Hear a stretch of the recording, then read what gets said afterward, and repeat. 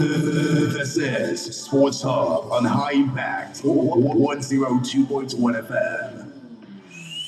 For the best in sports entertainment, tune in to Sports Hub on High Impact 102.1 FM. This is Sports Hub on High Impact 102.1 FM. Oh, what a feeling. Look what we've overcome. Oh, I'm gonna wave my flag. Count all the reasons we are the champions. Ain't no turning back. Saying, oh, can't you taste the feeling? Saying, oh, God, I can't sing it. Look how far we come now. There's beauty in the unity we found. I'm ready. We still got a little way. Look how far we come now. Hands up for your color.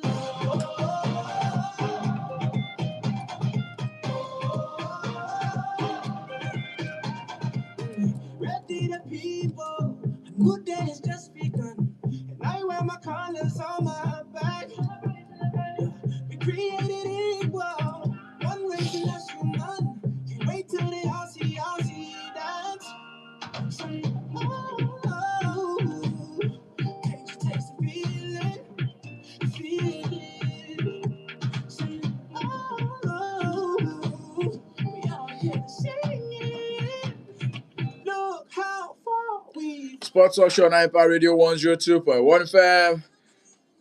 Second installment of the show for today, bringing the latest update, making the rounds in the ever exciting, ever dynamic, and the sometimes controversial world of sport. We're not doing bits and pieces on the show this evening. Most definitely going straight into the nitty gritty of all of these stories, dissecting all the hot topics, the stories that really do matter to every one of us, taking you through the very best of stories that are making the rounds right about now. It's day 7 of the FIFA World Cup 2026. And yes, let's do a recap of what happened in the match day 6. Let me remind you that earlier this morning, Lionel Messi once again was a star as Argentina played their first World Cup game. That's talking about the group stage game where they played against Algeria. And of course, he did not just do that anyhow. He scored a hat-trick, flooring Algeria, giving the defending champions Argentina a winning start to the 2026 FIFA World Cup. Messi's 3 goals now means that he has now tied Miroslav Klose with a 16 goals World Cup record. Before Lionel Messi played the game yesterday, it was France up against Senegal, where Kylian Mbappe also backed a brace. And from that particular brace that Kylian Mbappe backed, a couple of fans are already saying maybe it's going to be Kylian Mbappe who will definitely be breaking down Miroslav Klose record for us. But then Lionel Messi says, look here, hold my drink, and that means wait for me till I come. A couple of persons are already calling Lionel Messi different names right now, calling him the old sticker who never seems to want to retire or get over with it. As well, in that particular game, there were a bit of controversies as whether or not he should have been sent off from that particular game. Where he had a bit of altercation with an Algerian player in that particular one. Of course, Lionel Messi getting a hat-trick. He scored the first one in the 17th minute, scored the second one in the 60th minute, and of course, topped it all in the 76th minute. Still giving you a recap of what happened in the match day 6 of the FIFA World Cup 2026. Austria were also winners over Jordan. Austria surviving a big scare against the Asian Cup runners-up. Jordan, by the way, are now the first AFC side, the first Asian side to lose their game at the ongoing FIFA World Cup 3-1. It ended in that particular one as well. Iraq also losing out 2-1 against Norway. Erling Haaland scoring a brace in that particular encounter to mark an amazing return for the Norwegians on the biggest stage. It was an emphatic 4-1 win in that particular one against Iraq at the game that happened right there in Boston. I mean, you need to say the Norwegian fans doing the rowing, doing the Vikings row right on the escalator right there in that particular game. And I can tell you that, look here, this particular World Cup is serving it to us in its full glory, just the way you like it. This is why we love this game. This is the game of football.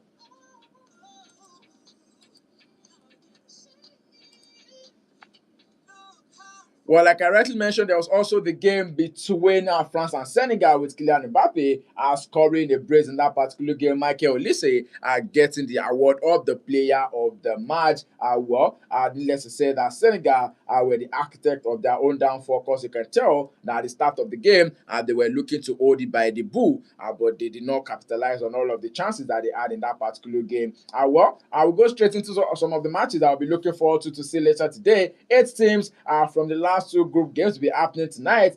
Cristiano Ronaldo's Portugal will be in action when they'll be taking on DR Congo. For a lot of Nigerian football fans, they do believe that this particular game between Portugal and DR Congo would have been the Super Eagles that will be playing this game, as they will be seeing England against Croatia. Ghana will also be battling it out to Panama, while Uzbekistan will be up against Colombia, which is going to be wrapping up the group stages of the ongoing FIFA World Cup 2026. A couple of records that have been set and also reset in this particular tournament. It's also been said that Cristiano Ronaldo and Lionel Messi have now become the only 2 players to feature at 6 World Cups. A lot of fans are looking forward to see what Cristiano Ronaldo will be having in the bag for them after this particular game tonight.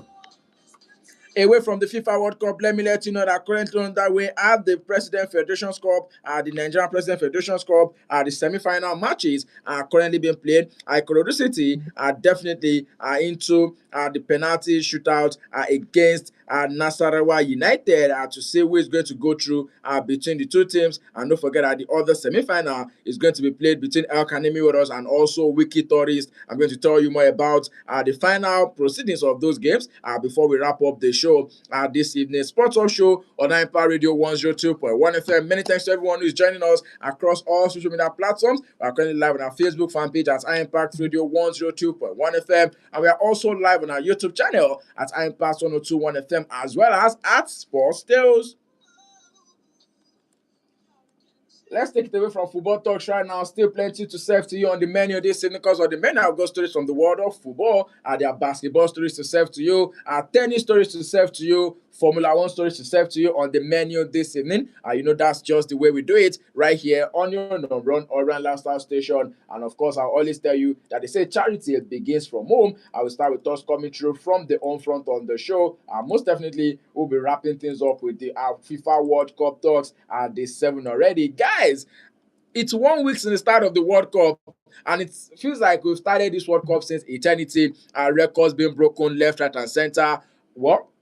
Let's see what is going to happen by the end of the group stage matches that we play today. Because yes, Kylian Mbappe has done his own. Erling Haaland has done his own. Leo Messi has done his own. So what does Cristiano Ronaldo have in the bag is the question that a lot of fans are asking themselves. History being made left, right, and center. And for a lot of football fans, they also do believe that this 48 nations tournament is definitely a good one by FIFA. Of course, giving the teams that you call lesser teams a shot at also showing off what they can do. We've seen the likes of Curacao, we've seen the likes of Haiti, we've seen the likes of Cape Verde, who held on the European champions to a 0-0 draw the last time out. I will also be looking forward to see what these teams will be looking to do for themselves in the next round of matches. Big stories coming through from the world of football as well. I've got transfer bits for you, just as you have it on the back pages of the major daily as well. For some of the players that are currently playing at the World Cup, their future, their club future is also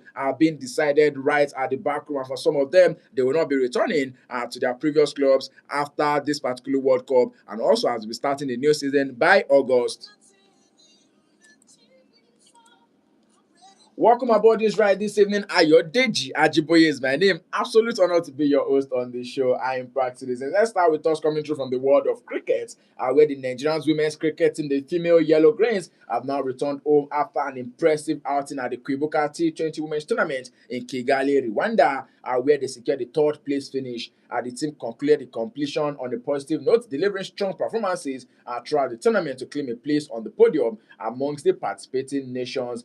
From there, before their departure from Kigali, the female Yellow Greens were warmly received by the Nigeria's acting High Commissioner to Rwanda, Ambassador Ibrahim Zana at his residence. The Quebec T20 Men's Tournament held annually in Rwanda serves as a platform to promote women's cricket while commemorating the victims of the 1994 genocide against the Tutsi that happened right there in Rwanda.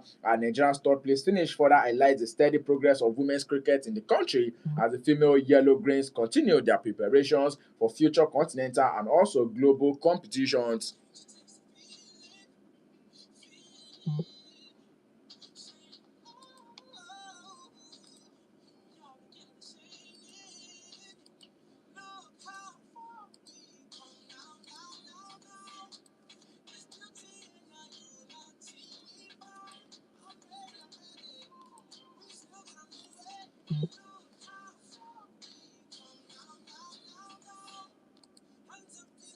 Still more stories coming through on the show this evening. Sports Up Show on Hyper Radio 102.1 FM are serving the very best of stories that are currently making the rounds in the ever exciting, ever dynamic, and the sometimes controversial world of sports.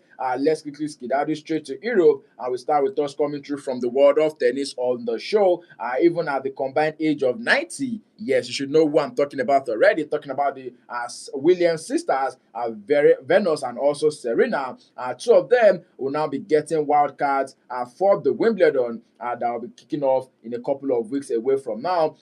Both of them are having the age of 90 all together. Yes, Serena and also Venus Williams won a combined 21 titles on the storied grass of the All England Club in their singles and also doubles careers, and now they are going to go for one more.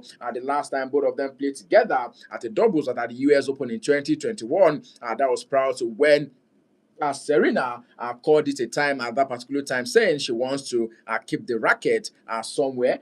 But now she has picked it up once again, coming back to play in the doubles right at the Queens right a couple of days ago. And just yesterday, the doubles wildcard invitation for the sisters was announced by the organizers of the Wimbledon, which is going to be starting in less than 2 weeks.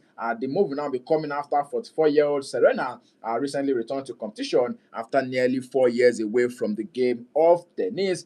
Venus, who has also still been competing sporadically, will be turning 46 today. So big love and happy birthday to Venus Williams, who turns 46 years old today.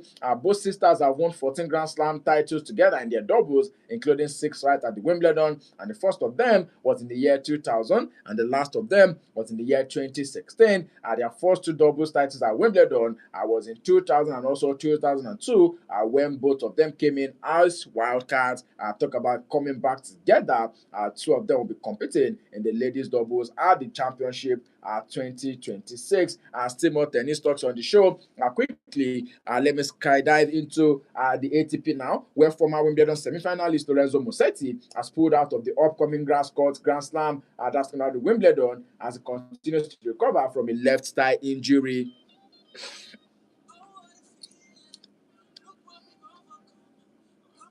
Musetti's withdrawal opens up a spot in the main draw for fellow Italian Matteo Berrettini, a Wimbledon finalist in 2021, who is also coming off a quarter-final appearance at the French Open Colle de Roland Garros.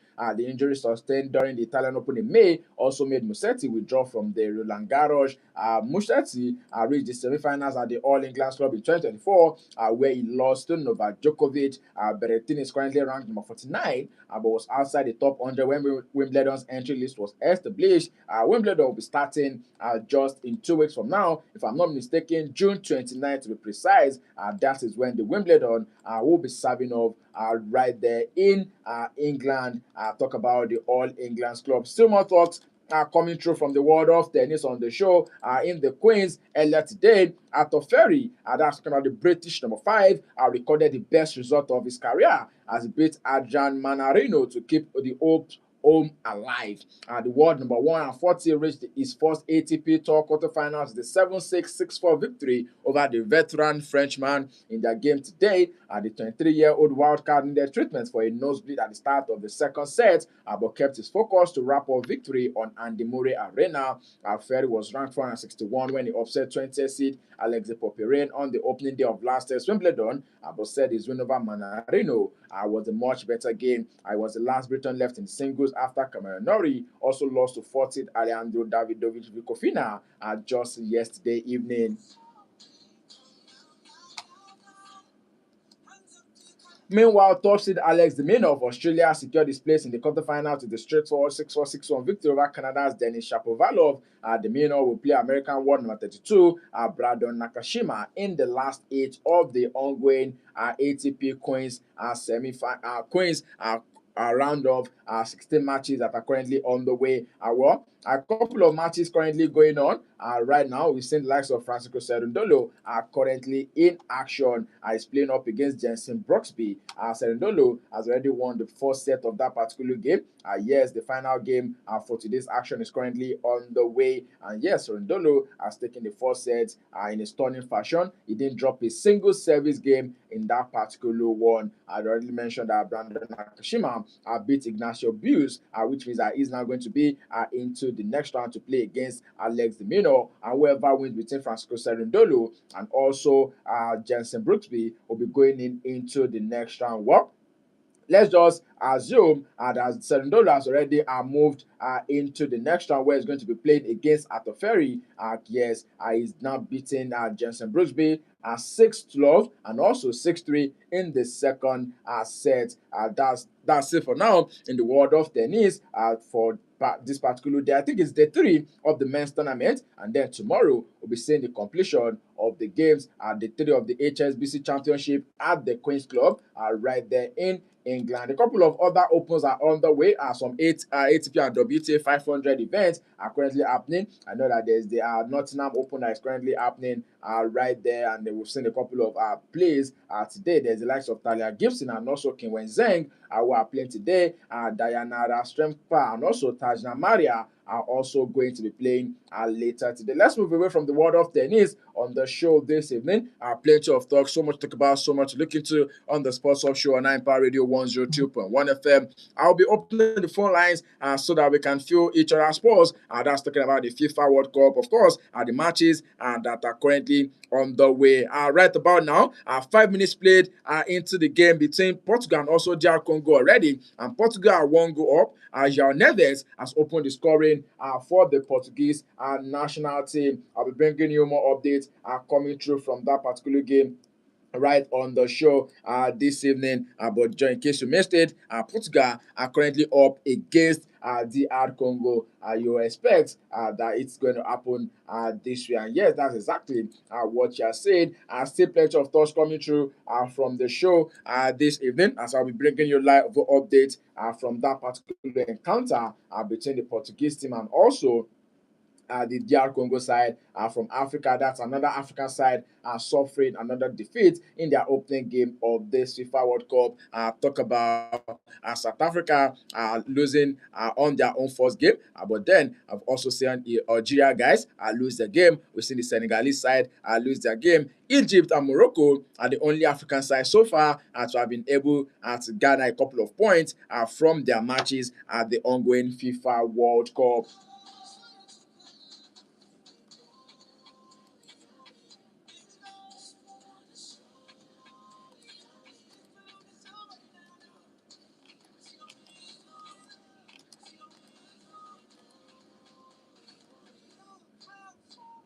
Straight into the world of Formula One on the show this evening. It's now been said that in a review of the hearing on Friday, the Monaco Grand Prix still was overturned. The 2 5-second post-race penalties issued to Gasly after Formula One management FOM admitted it made an error in measuring the speed of cars at the pit lane entrance. Gasly had dropped from 3rd to 7th before the penalty was overturned, and the decision meant that Red Bull's Isaac Aja was bumped off the podium, his first for the team. 2-4, Gasly was among the 5 drivers who received penalties for speeding in the pit lane during the Grand Prix, including McLaren's Oscar Piastri, who received a 5-second penalty for breaking the speed limit by 0.1 kilometer per hour.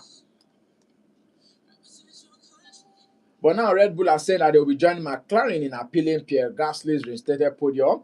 That's according to the sources.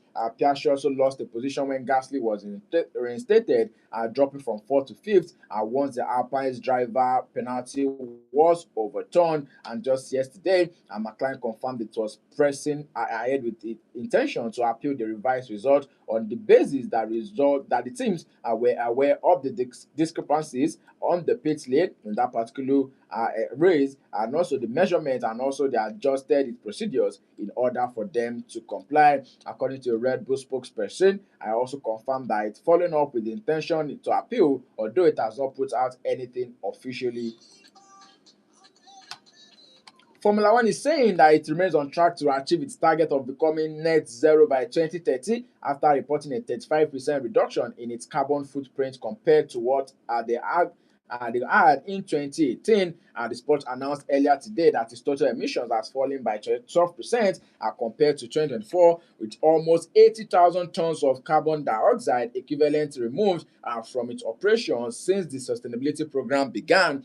This reduction is equivalent to one person flying over 500 million kilometers, approximately 12,500 journeys around the earth, or about 100,000 one-way passenger flights between London and New York. I was going to say Lagos right there.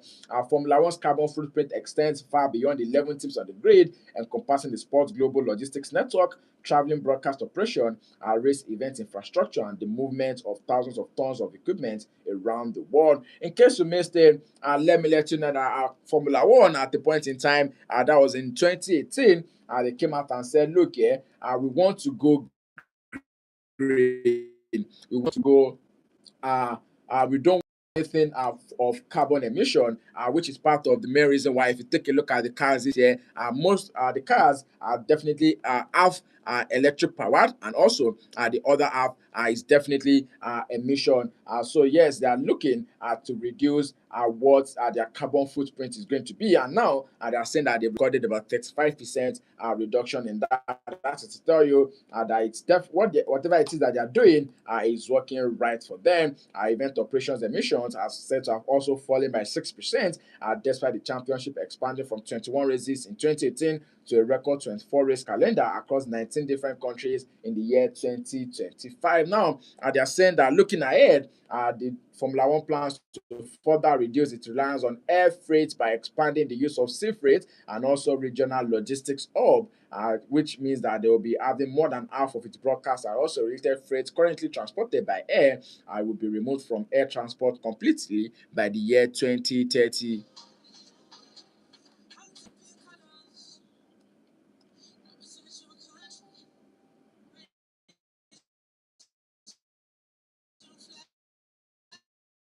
Hamilton has praised his Ferrari race engineer Carlos Santi, comparing the connection he has built with the Italian to the one he famously had with his longtime Mercedes race engineer Peter Bonington. Hamilton secured his first race victory with Ferrari at Sunday's Barcelona Catalonia Grand Prix as team and driver executed the well-judged three-stop strategy to beat the dominant Mercedes drivers.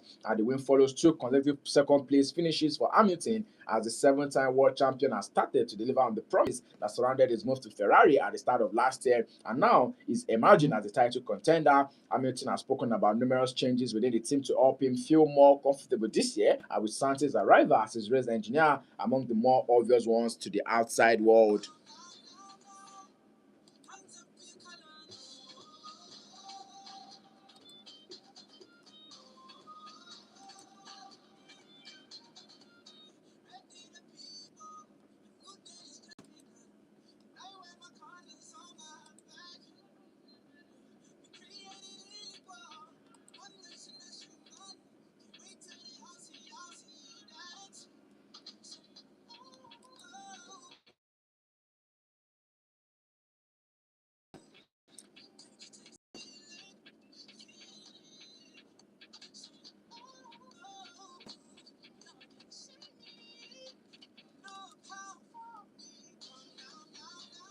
Still the Sports Social 9 Power Radio 102.1 FM, still bringing you the latest updates making the rounds in the ever exciting, ever dynamic, and sometimes controversial world of sport. As in the world of football right now, quick updates coming through is like Curiosity and also ask Academy Warriors are the teams that will play in the final of the President Federation's Cup. Curiosity are beating Nasra United on penalties at 3-1 as well. While Victorious also lost 3-1 against El Kanemi Warriors in the second semi-final. which means that Curiosity will be up against El Kanemi Warriors. El Kanemi Warriors last year, they were also in the finals of the President Federation Cup, only to lose against Kwara United in that particular encounter. But now they will play against another high-flying side. High-flying, I mean, when you talk about Ikorodu City, will be looking to win a silverware for themselves. Don't forget that they narrowly missed out on the continental spot in the Nigerian Premier Football League to represent Nigeria at the CAF Confederations Cup. They could not be a part of that, but then let's hope that they are able to lay their hands on the President Federation Cup, which is definitely going to be giving them a chance, or should I say, a shot at still qualifying for the CAF Confederations Cup right there. Still Sports Up Show on 9 Power Radio 102.1 FM. Quickly, let's go back to talks coming through from the world of football on the show this evening. Plenty of talks are coming through from the FIFA World Cup match.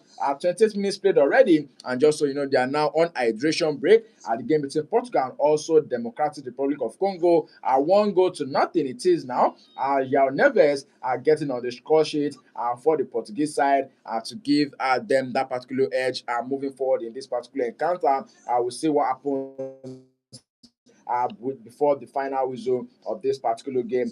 Still motors coming through on the show this evening. Sports Off Show on 9 Radio 102.1 FM, bringing you the latest updates from the ever exciting, ever dynamic, and the sometimes controversial world of sports.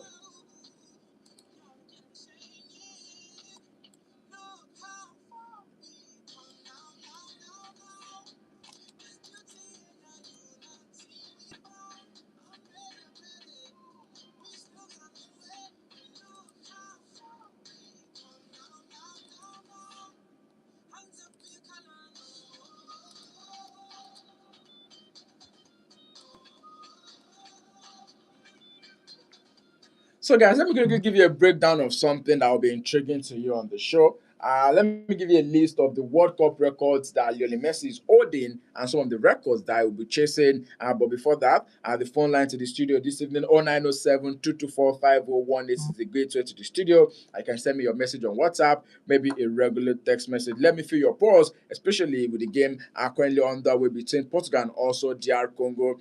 Will Cristiano Ronaldo be getting on the score sheet in this particular game? Don't forget that I know that for a lot of fans, the fact that Lionel Messi had gotten on the score sheet, they'll be more than willing to also want to see Cristiano Ronaldo get on the score sheet. But yes, 0907 224 5018 is the gateway to the studio. Lionel Messi's hat-trick in Argentina's 3-0 victory over Algeria at the FIFA World Cup last night further strengthened his record in football's biggest tournament. The Argentina has now equaled Miroslav Klose all-time World Cup scoring record of 16 goals and has now matched Germany's tally of 17 World Cup victories. An amazing one. It's also been said that Messi is now the only player in the World Cup history to have scored against 11 different national teams, surpassing the previous mark of 10 that was being held by Brazil Ronaldo Nazario and also Germany's Jürgen Klinsmann in that particular world. So yes, two records I've mentioned to you now. Number one is the fact that Messi has now equaled and also increased the tally. That's talking about the all-time World Cup scoring record of 16 goals and has now matched the one of 17 that was being set by Miroslav Klose. He's also scored against 11 different national teams. Two records that are being held by Brazil's Ronaldo Nazario and also Germany's Jürgen Klinsmann, and it's been said at the age of 38 years and 357 days, the 8th-time Ballon d'Or winner has also become the oldest player to score a hat-trick in the World Cup history, surpassing what Cristiano Ronaldo did before now at the age of 33, and also 130 days against Spain in 2018 was when Cristiano Ronaldo set that record. But now, Lionel Messi has surpassed that record at the age of 38 years and 357 days. Let's take a look at some of the full rundown of the records that this man has now set for himself. It's been said that he is the only player to score in every stage of the FIFA World Cup. Scored in the group stage, scored in the round of 16, scored in the quarterfinals, scored in the semifinals, and also scored in the final of a single World Cup. That was what he did right there in Qatar in 2022. Talk about the number of appearances he's had at World Cup as well. He's now at 27 World Cup appearances, breaking that particular one from Lothar Matthäus. That was the record in 2022, and also is now on track to become the first to reach 30 if he does continues to play this FIFA World Cup. It's been said that he's now made 20 appearances as captain, an outright record, which is also ahead of Rafa Marquez with 17, and also his fellow countryman Diego Armando Maradona, who is currently on 17. He's also got the most minutes played at the FIFA World Cup, and that's talking about 2,404, surpassing Paulo Maldini's previous record of 2017.